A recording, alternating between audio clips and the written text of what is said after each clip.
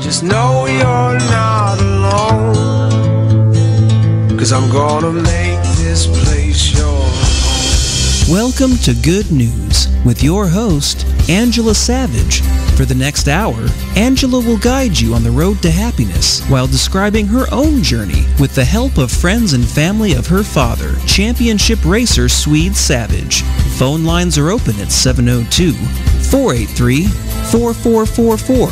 Once again, that's 702-483-4444. Or you can stream us online at vegasallnetradio.com. And now, let's start on the path of happiness together.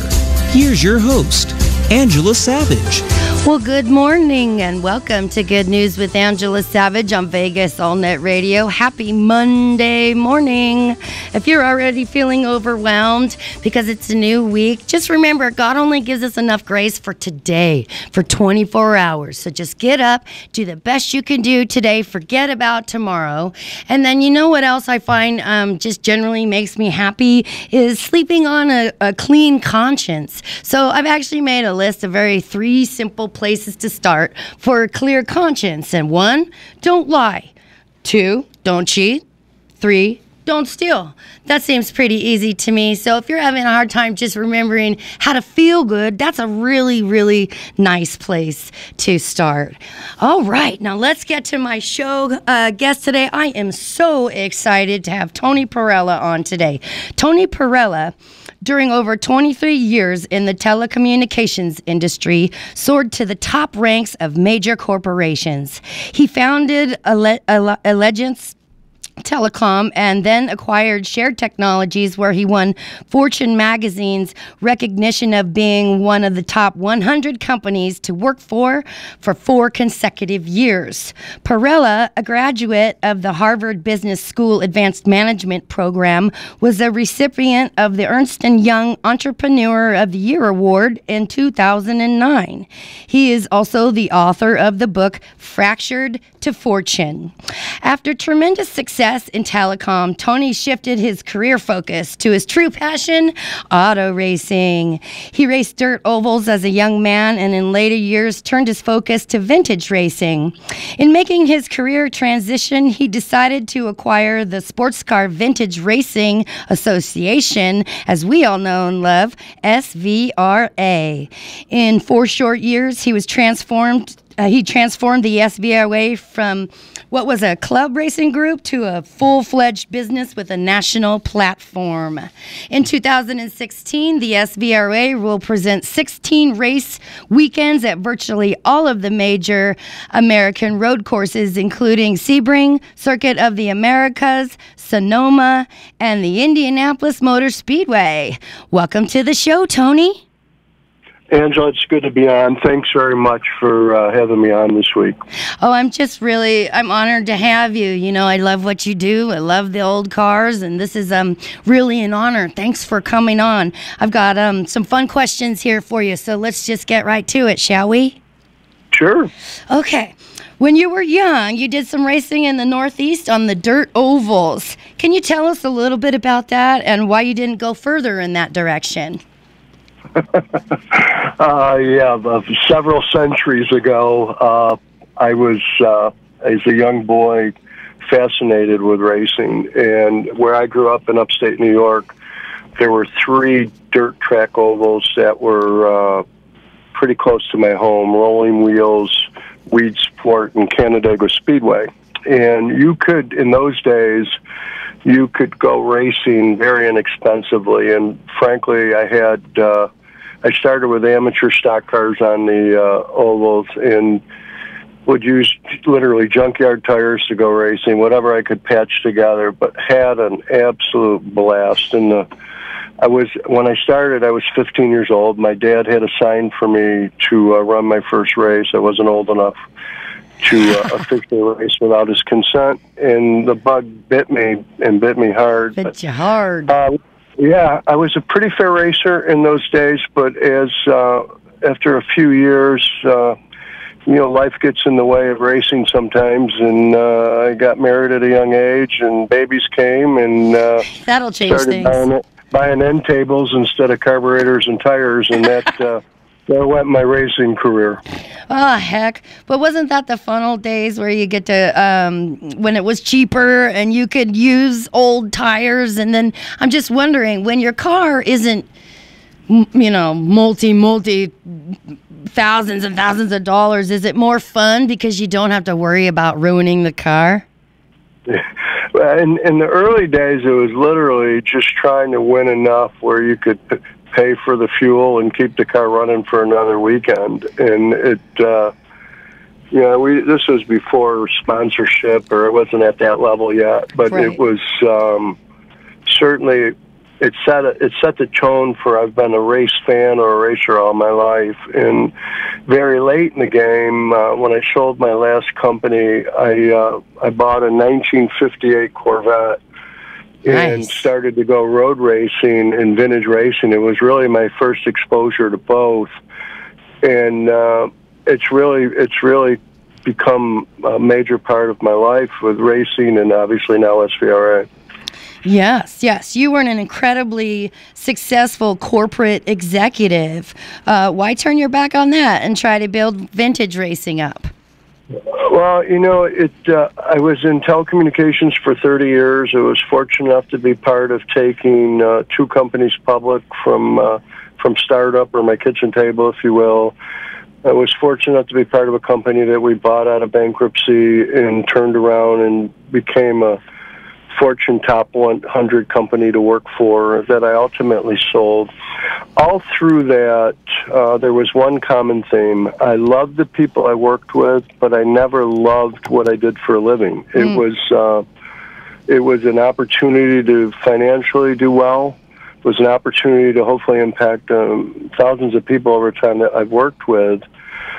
But no one ever called me up and said, "God, I love my phone," or "God, I love this network you have me on." It was Right. just it was a business. It was just a sales job. Racing, racing and SVRA is a very Passion. different deal. This is a labor of love. Yes. And it's a business. Make no mistake, we're a serious business, and it's really evolving. The national platform that we've created is attracting some of the biggest names in sponsorship. People are realizing the benefits of my demographic who do race with us.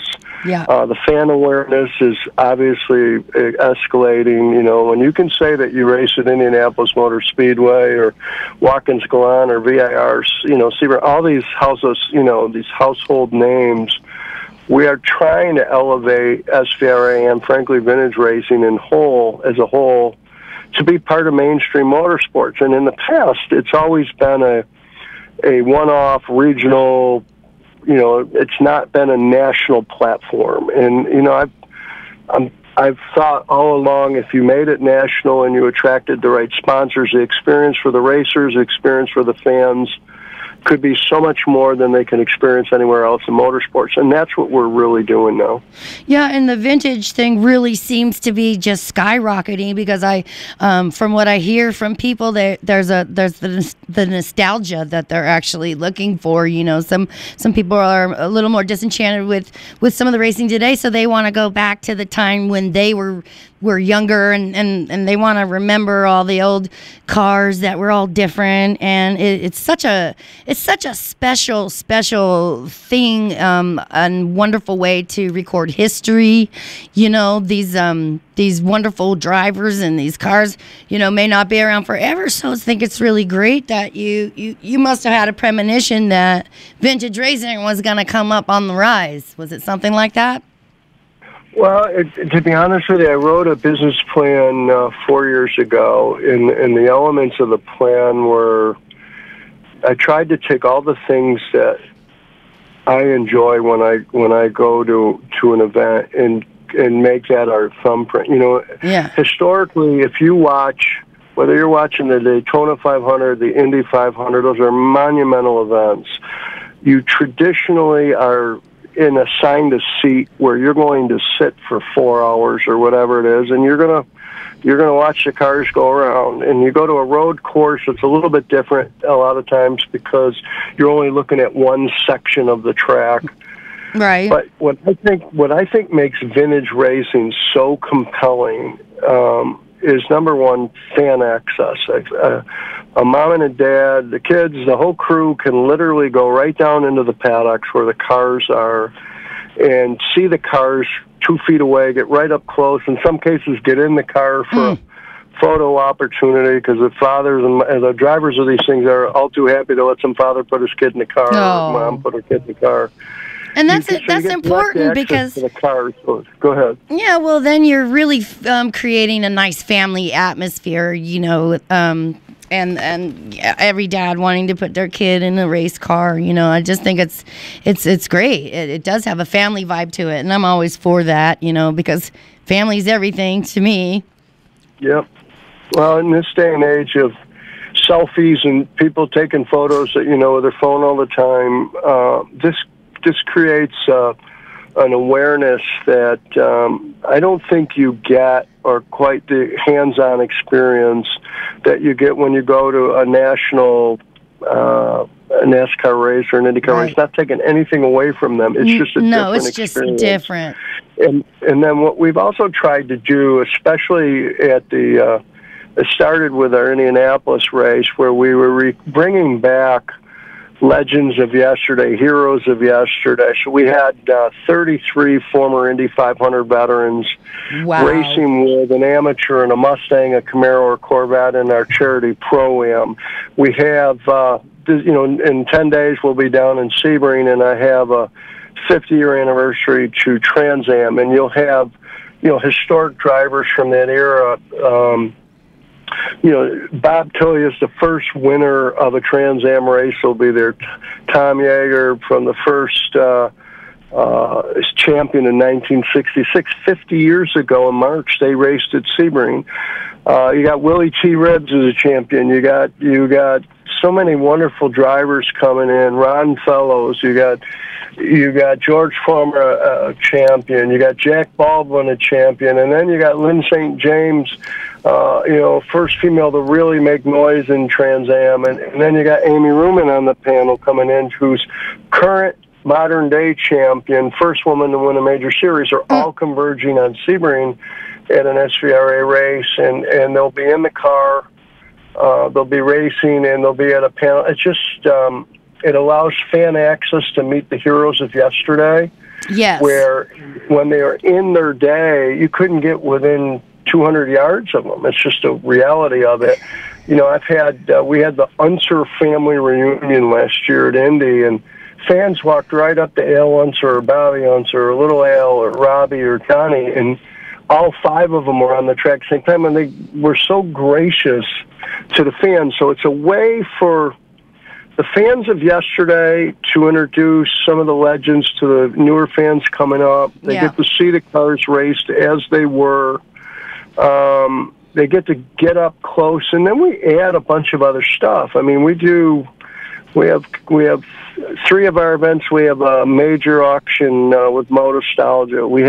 We put on concerts at some of our events. This year we'll have Three Dog Night at Indy. Nice. And we'll also have Charlie Daniels down at Austin at Coda as part of our event, and huge firework display. So it's very family focused, very interactive, hands on. But today, I don't know if you realize, we put out a press release. We developed an SVRA app to make going to our races even more enjoyable for today's fan who's walking around with their phones.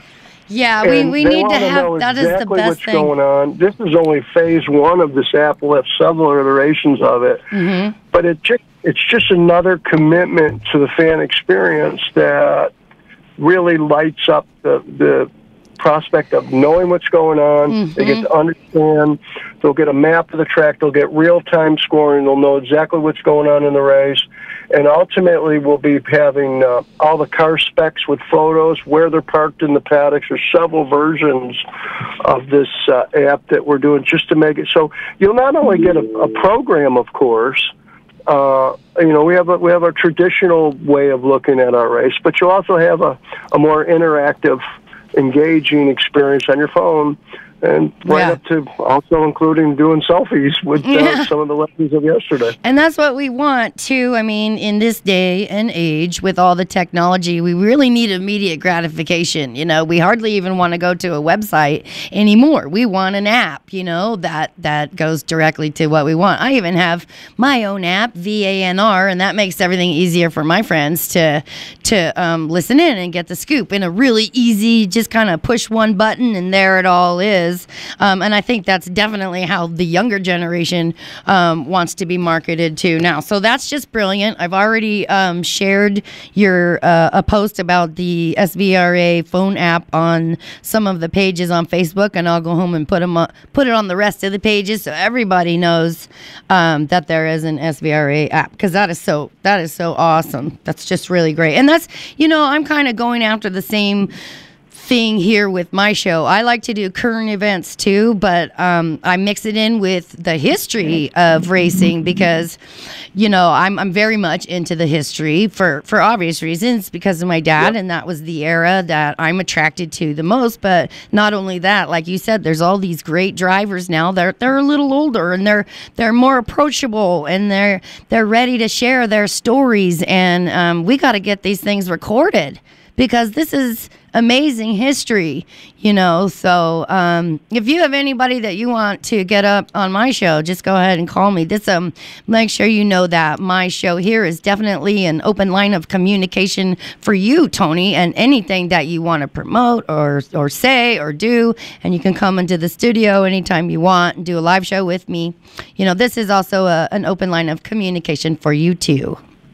Well, I appreciate that. I think the biggest challenge that vintage racing has is building the awareness. You know, I repeatedly hear every time we put on an event, a fan who's experienced one of our weekends for the first time, the first words out of their mouth is, "This is awesome.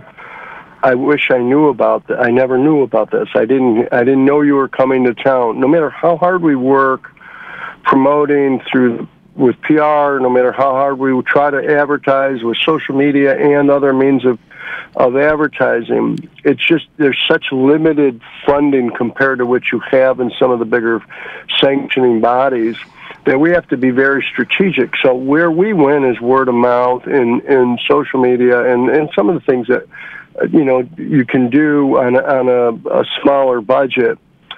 But what I'm finding is, as the word is spreading, I mean, when I think about the fact that we had over 1,600,000 views of content of our videos through our Facebook last year. Think about 1,600,000 minutes. We produced a TV show, Pursuit of Passions, and that showed in over 200 million homes on ABC, NBC, CBS, and Fox local affiliates. In many cases, either before or after the Daytona 500 or the Indy 500 last year. So it's in its first year of distribution, and this thing is aired in 171 of the largest markets in the country. And that's what will change the game. As more people know about it and they understand our schedule, that we're racing, and this is real racing, and it's a century of automobiles are out there, and it's a very inexpensive ticket compared to some of the other things that are out there. And I just think it really gives a family environment and a hardworking family a great bang for the buck. Yes, I definitely agree with you. One of my earlier guests, someone you know well, Mark Dill, says you have already transformed American vintage racing by creating a national platform where before there were a handful of quality events operating as independent islands. What do you think? What do you think it means by that? Do you agree with them? I think we're in the process of transforming. I certainly respect and admire Mark. Mark was head of marketing at IMS. In fact, was largely responsible for me getting exposed to be able to put the race on at Indianapolis Motor Speedway, and now he does quite a bit of work with Racer magazine. So he is a industry expert by all means. I think it's hard for me to say we've done it. I will say we are in the process of doing everything we can to transform it. I do fully agree. There was no platform anywhere close to this in racing for vintage racing. There were 14 sanctioning bodies that put on individual type club races. There were some major standalone events, but nobody built a nationwide series or platform. I like the word platform even more than series. Me too. To include a national championship at Circuit of the Americas, to include a race on the base down in Coronado Island, to include far reaches of Portland, Oregon, down to Sebring, Florida, to Watkins Glen, VIR, Mid-Ohio, Road America. I mean, it truly is a national platform. And even though there's regional groups or clubs or companies that put on events in all across the country, no one has attempted to take on this level of scale in vintage racing. And, with the social media they talked about, the TV exposure, I do believe over time this will be mentioned in the same breath with a NASCAR or an IndyCar or NHRA. Well, I was just going to say, you say you're getting TV exposure, so that means there is a TV production camera on the scene. Are you getting this stuff filmed for TV yet at all, or is that still something you're working on, getting a network behind you, a TV network? Both. We did an introductory pilot. I wanted to do it that SVRA paid for and had produced, and it's a 30-minute show called Pursuit of Passions. And I did a distribution deal with a company called New Vision to just get the word out. And it was a pretty sizable investment, and it started airing in April of last year, and that show continues to air in many cities across the country on local affiliates. And we're going to renew probably for another year with that same show. And so that is in the works. That's not only in the works, it's out there and seen, and it's a great overview of SVRA and what vintage racing is. But there's a much bigger picture that I'm trying to get done. I believe SVRA should be a TV pilot. And me too. I think, in the realm of, if you want to classify it as not a racing show from like you're watching the Daytona 500 or I don't want to film an SVRA race weekend. Okay. What I want to do is have a full-blown reality show. We run at 16 different events. I'd like to highlight 2 or 3 significant drivers that come in, film before the weekend starts, what they go through to prepare, whether they're with a prep shop or whether they're a short trailer person driving and prepping their own cars, or they're a doctor or a lawyer and somewhere in between. But highlight the human interest side of it, much in the same format that you see on the Olympic Games, where you see an athlete, what the regimen is to go get ready to go to the games, and then when you cut away to see them actually compete in the games, you've connected with that driver and you've connected what they went through. I think that is an amazing way to present vintage racing. That's what I'd like to see happen. And then there's enough real-life drama. We don't have to create any. When we put on an event, there's enough crazy stuff that goes on behind the curtain that I'm sure would be entertaining to most of the folks that have appreciation for reality shows without us. Well, right. I mean, reality show. It's there. Reality show is kind of what it is right now, and I think people really would appreciate seeing, what happens behind the scenes and getting to know these drivers better. I know I do when I hear about everything that has to come together just for one race. There's so many things that have to go on. I think that I like the way you're approaching that on a personal, human connection level. I think we need more businesses like that, and it seems like you're really coming at it from the heart, and that's just awesome. I think you're just awesome. That's awesome. Really Well, good way thank you. to approach it, from the human side, because I'm always trying to say that we need a little more humanity in our humanity, more good, solid relationships and that kind of stuff. Well, this is definitely a labor of love. There's no question about that. Yeah, and you're the man for the job because your love shows through what you do. One of the measures of the SVRA's success is how many great sponsors you have attracted. Jaguar is obviously a big player, but Hawk Performance and Royal Purple are two others. What draws these companies to your business, Tony? It's evolving as we speak, Angela. When I bought SVRA in 2012, we literally did not have a single sponsor. I'm telling you, 0 sponsorship dollars. And in the first year, when we expanded the schedule and we put the platform down, we attracted almost overnight people who would do well being associated with the racing element just because of our scale. So, now you see a Sunoco Race Fuels, you see Optima Battery, you see, Haggerty Insurance, you see people who will benefit just because of we'll do over 4,000 entries this year. So anybody being Royal Purple Motor, all of these folks, it's very clearly just by being associated with us, Simpson Race Products, Bell Helmet, they're going to sell enough stuff.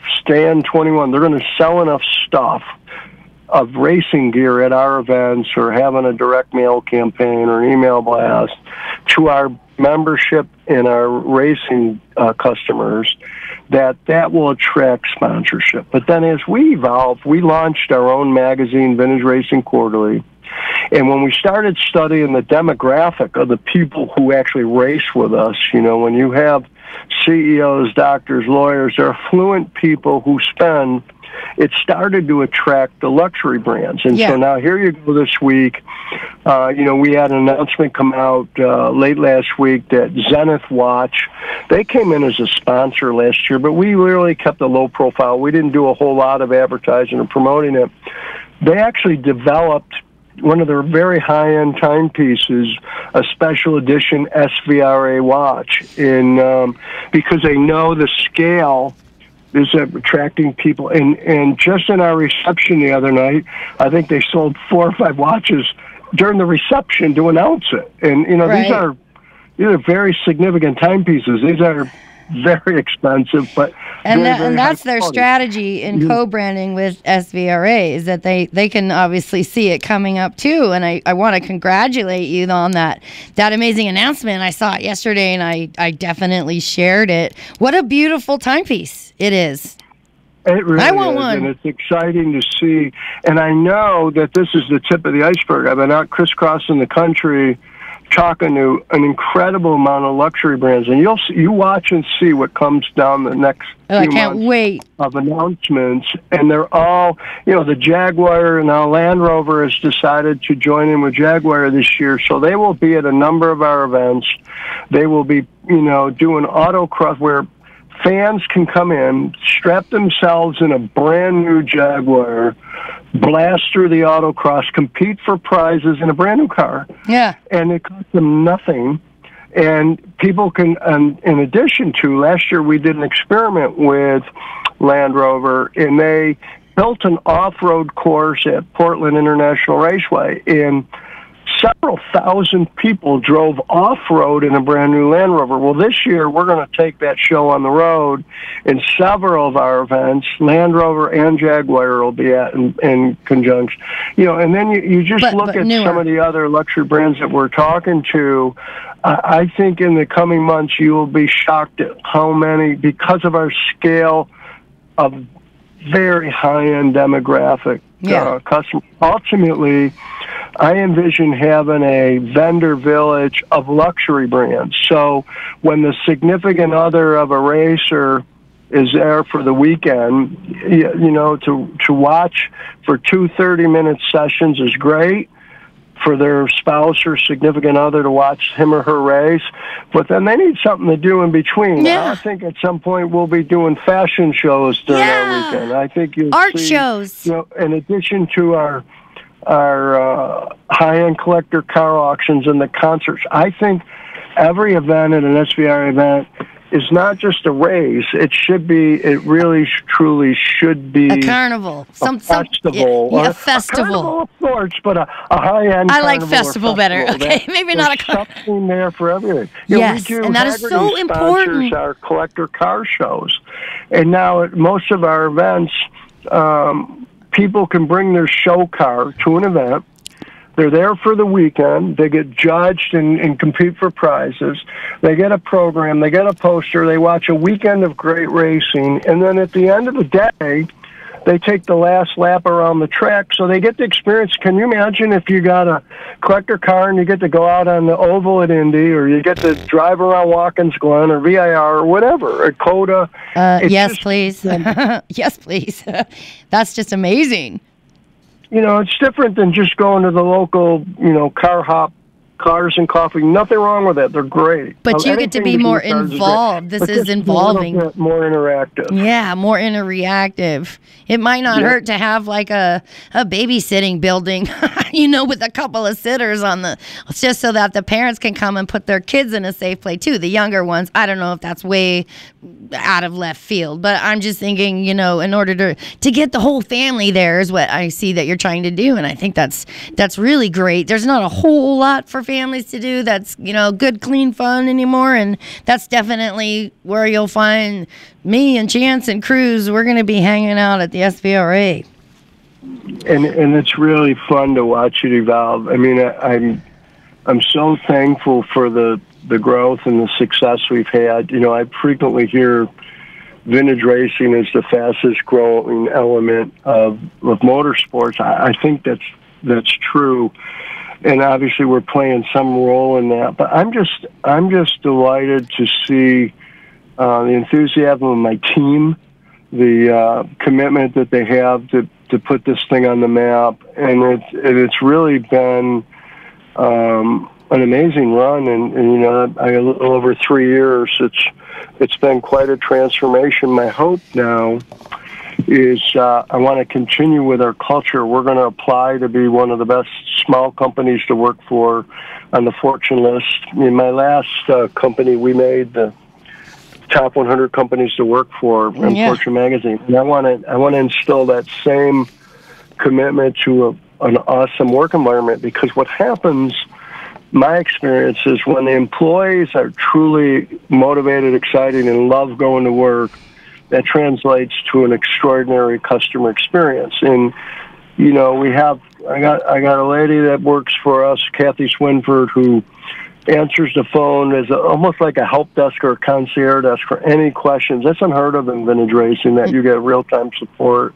Right. And she's so committed to whatever the question is, to getting these people taken care of. We got a Rick Parent, the head of tech, to really, really focus on the authenticity of these cars to make sure that it's a level playing field. And he's got to be knowledgeable on 1,000 different makes, models of cars, not just 43 cars or 33 cars, and where you're doing spec racing. He has to be able to know. He has to be an expert on so many different vehicles spanning a century. Terry Osment on my team, who's really behind the scenes now, really pushing to organize us to handle our growth and get it off my plate so I can go do the strategic side of the business. Right. Tim, which he does at the track with registration, make that process. Josh for the developing apps and our website and all that. It's just, Alex, who handles all the sponsors.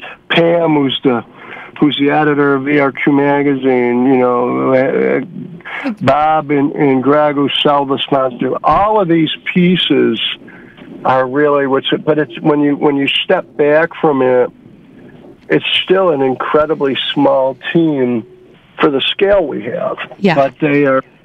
But they're such heroic people from a work ethic standpoint. I got to meet Pam. She's what a nice gal she is. I met her at the SVRA at the Brickyard in IMS, and she sure is a nice lady.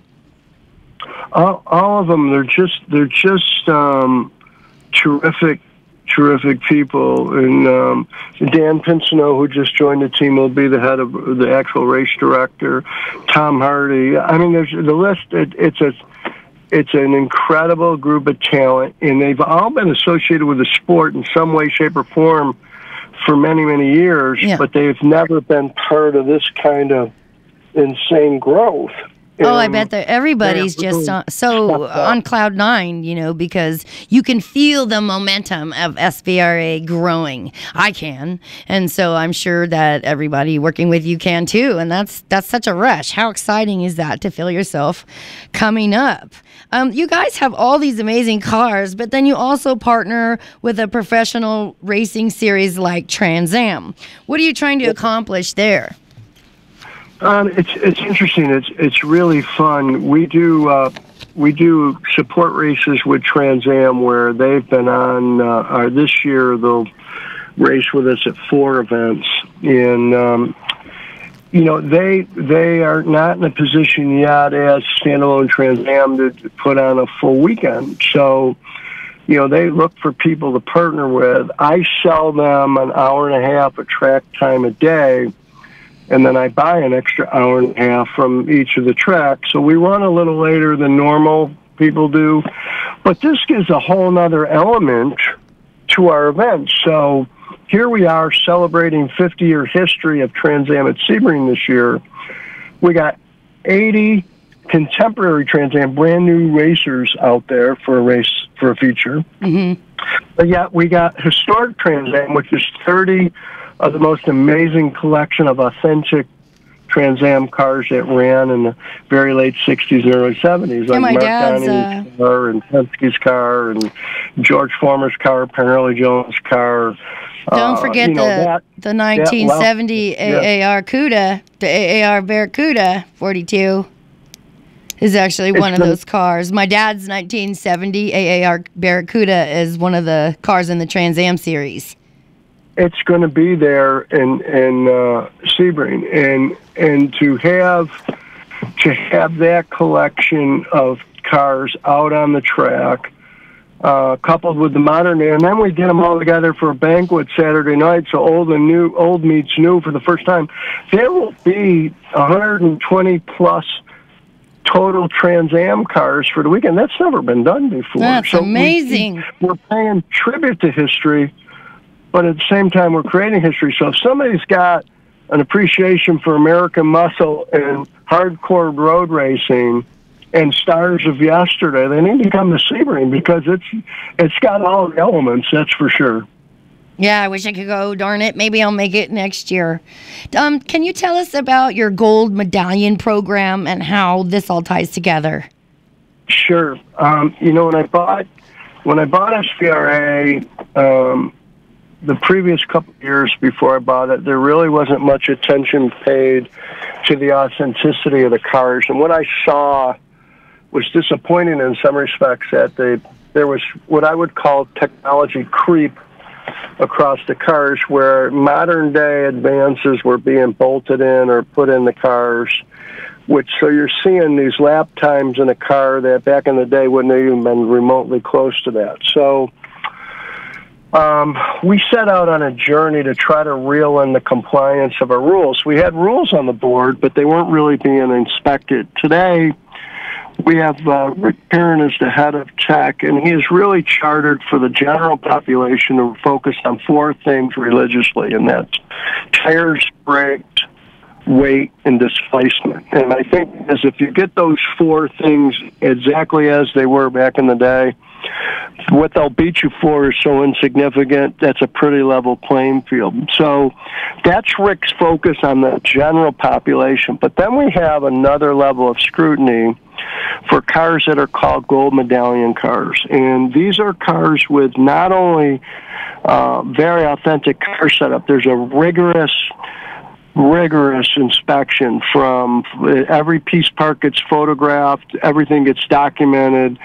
Anything on the car that is not period correct, the car will not receive a gold medallion.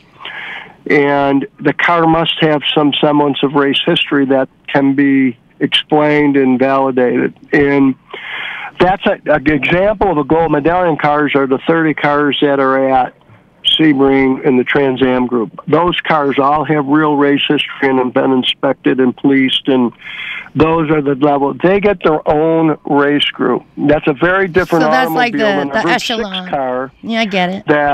That is the same type, same looking car, but maybe the Group 6 car doesn't have the history, or over the years, some technological enhancements have been made that give it a competitive advantage. So we want to recognize the purists out there. And you have one event in the country at Sonoma Raceway that only cars that are allowed are cars that are set up to that standard. And if they're not, you don't get an invitation. Right. And that really starts to encourage the restoration and focus to keep these cars exactly how they were and preserved, rather than messing with them to the point where they don't even resemble what they once were. That's the spirit behind the Gold Medallion program. Ultimately, I will have Gold Medallion race groups for certain classes or groups at every event. We just don't have the scale yet to do that, but over the coming years, you'll see that happen. And we launched a program a year ago, and I'm watching it evolve, and it's I'm real excited about that. We're going to pay tribute to all those cars in Vintage Racing Quarterly, our magazine. There'll be a very significant place on our website that people can see it.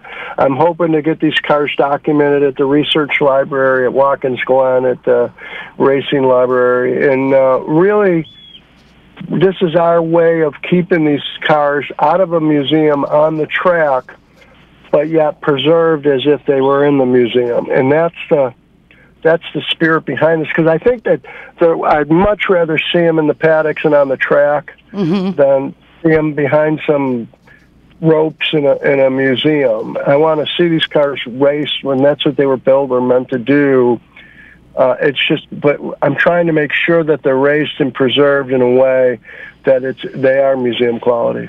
Right, that's great. Now, are you looking to diversify your appeal to both competitors and fans by reaching out for partnerships with other organizations like the one you announced at the end of last year, America's GT Cup? That's a series for Porsches and Ferraris. Right. What kind of class does that go in?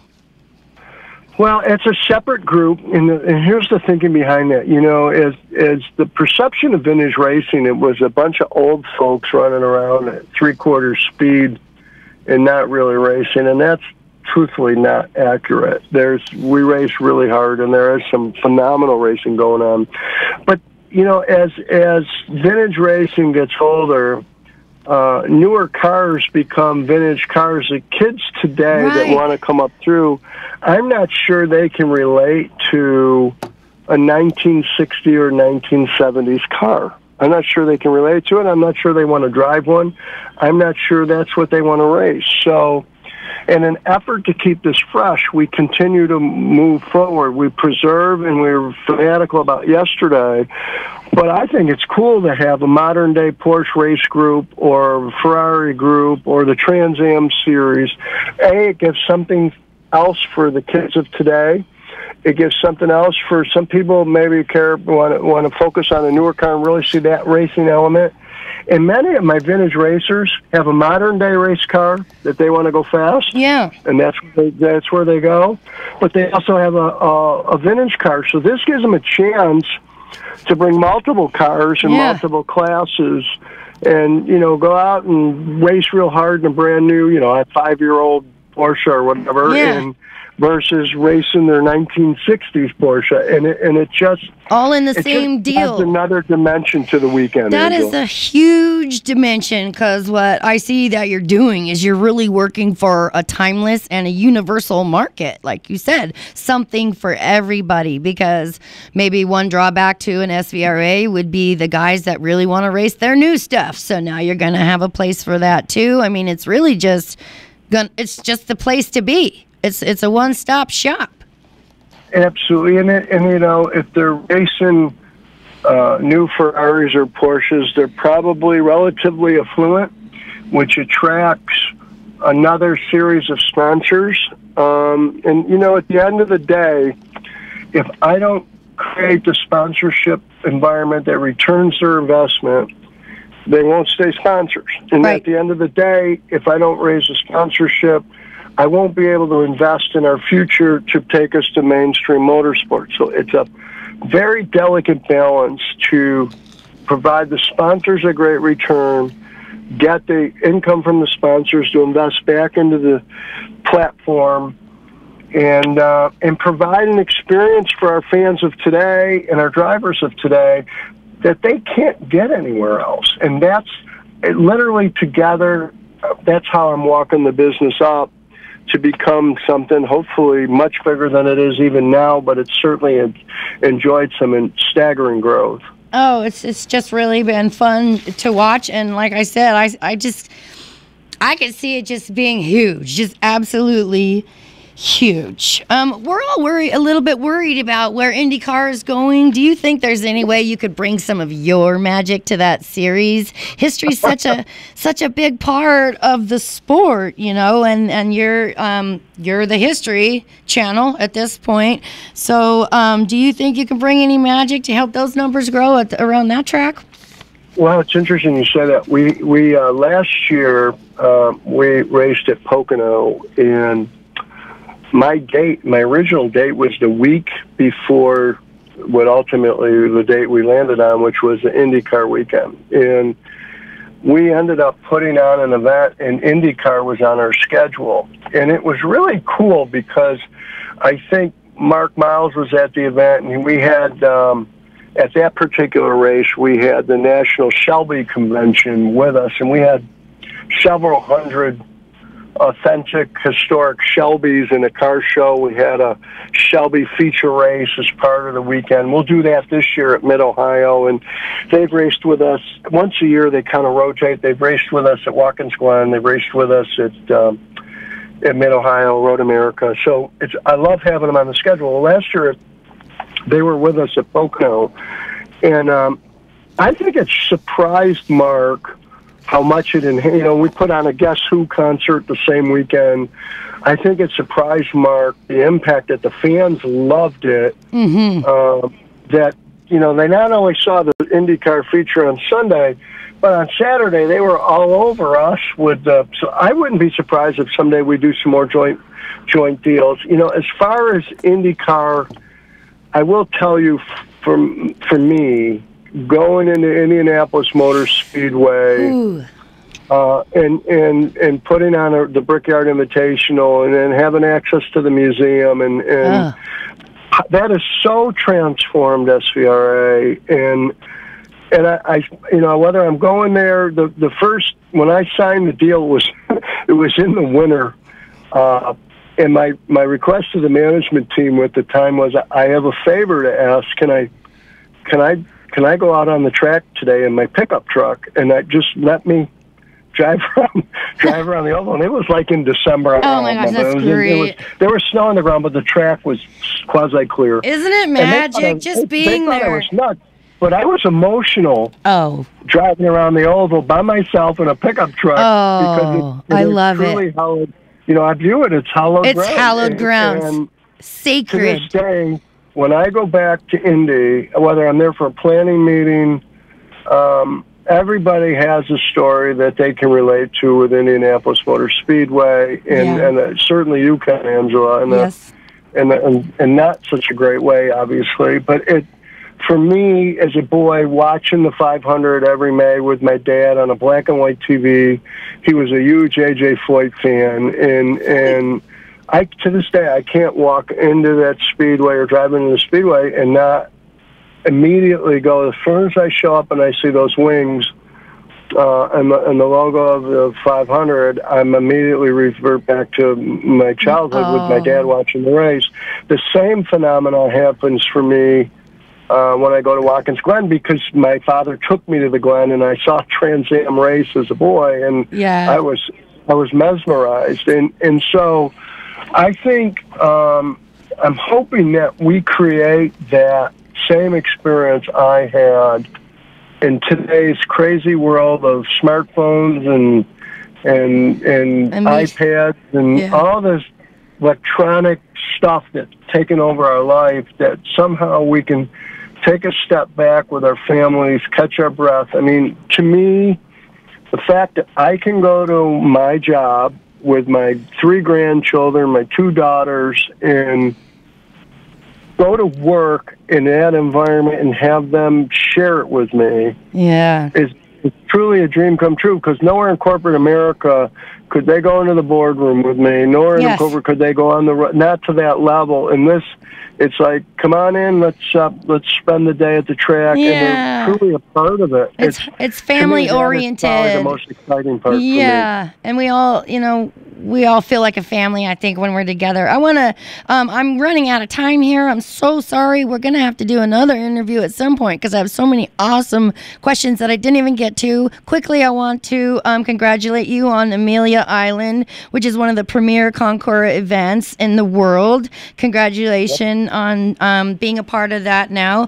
And what I'd like to ask you, I ask everybody this because, I've been through a lot of tough stuff in my life, and I really had to rewire everything to get back on the right track. And I've had, some struggles. And part of my show is about overcoming difficulties in your life. Have you ever had a time in your life where you felt hopeless or depressed, frustrated, overwhelmed?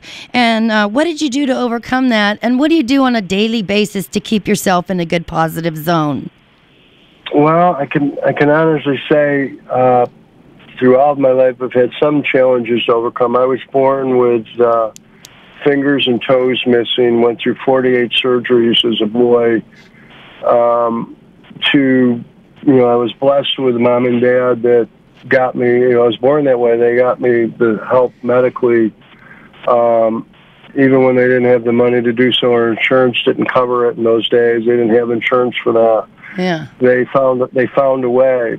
And but there were times through that when I couldn't do what everybody else just took for granted. That certainly I felt at some semblance of a disadvantage. Over time, that was maybe the biggest gift that I could have been given. God could have gave me, because it did teach me how to persevere. And when things don't go right in business now or personally, I usually am able to keep pretty level-headed about it and just keep working at something. And I know when you do that every day, it ends up turning out right. Yeah. And, I don't want to sound like woe's me. I've had an amazing life, but it wasn't without challenges, certainly. But the challenges have turned out to be a gift.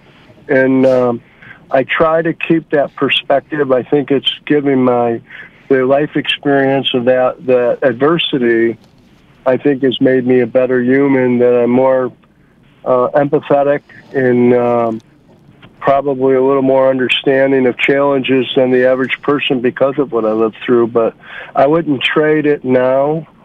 I wouldn't trade it for the world. And I'm just thankful that I had great parents that, encouraged me, pushed me, and they couldn't have been more opposite. My father was old school, you can do anything, and my mother was more the type to coddle and baby. But that mixture, you got best of both worlds.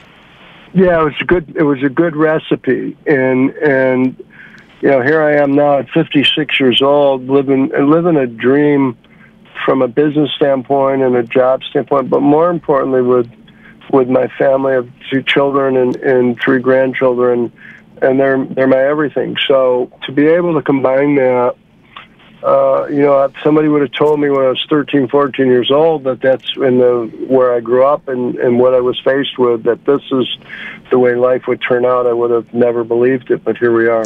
Well, you're definitely an inspiration to everybody who knows you. You have a wonderful aura. You always seem to hold your peace and walk in love. And I just want to thank you for being a wonderful person in general, and also providing us with SVRA. Something we've all been looking for, I think, for a really long time. We've come to the end of our time here. I wish we had more time. Would you please come back again at some point? Definitely, you can count on me coming back. I appreciate you having me on the show, Angela. I was certainly a fan of your dad's, and thank you.